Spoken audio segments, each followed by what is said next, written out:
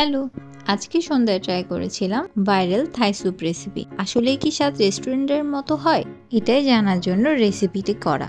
প্রথমে একটি প্যানে দুটো ডিমের কুসুম, অল্প মাংস কুচি, অল্প মাশরুম কুচি, অল্প আদা কুচি, তারপর একে একে সয়া সস, লেবুর রস, হাফ কাপ টমেটো সস এবং chilli sauce, cornflour mix, 1 tablespoon মরিচের গুঁড়ো, 2 টেবিল স্পুন চিনি এবং স্বাদ মতো নুন দিয়ে আমি থাই পাতা অ্যাড করেছিলাম, কারণ কি আমার বাসায় ছিল।